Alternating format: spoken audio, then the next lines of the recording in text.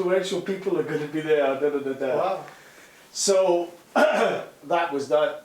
Arrived there. Beautiful place. Arrived there. The first thing is this big fat woman sitting there, you know, kind of like bag lady. Yeah. Are you going to do a poem about Wormhouse? I like Wormhouse. God. This What, was just out of the This is the manicomio? first thing, yeah. Then kind of like one other person arrived, and then one other person, Oh. and I'm standing in the back, you know, and I can hear this kind of woman. Wormhouse, I'm very interested in worms. They're very neglected. People are always doing things about butterflies, but really worms are very interesting. So there was this shit-faced psychiatrist who's like a dead person who kind of like never has any expression, steel grey hair. There was a very nice working class guy who had only come that previous day and was kind of saying it. And then there was a couple of other people. And as I came out, What an audience. I'll make the best of this. You know. Try to be cheerful, make the best of it, you know. And as I started reading, at one point, this woman started texting in the middle of my reading, and I just stopped. When you're ready. You know, sure. And then kind of ended up leaving, kind of like before.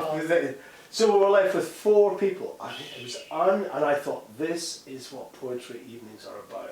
Often full of mentally ill people.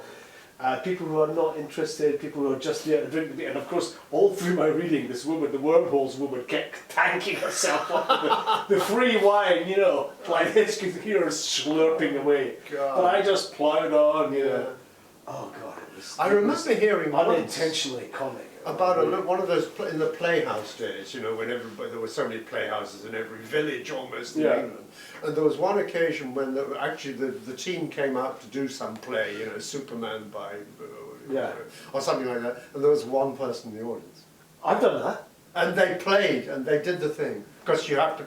Well, no, you don't. In fact, there's an equity rule. If there's less people in the audience than in the cast, you're entitled to cancel. Oh, right. It happened to me when we did 3 Japanese no plays in a pub in the back of a pub in Hammersmith with this unbelievably dedicated group called the Company of 3. Right. And it was a fantastic occasion because they were very dedicated. And this man who was a sinologist suddenly arrived. And he was the only one in the audience? Yeah, sweaty and running, and he said, and we said, would you like to see it? And he said, oh yes, I've come a long way to see this. He was a sinologist, you know, he'd come to see it. And we did it, and it was actually fantastic, because this man at the end, sitting really, wonderful, wonderful.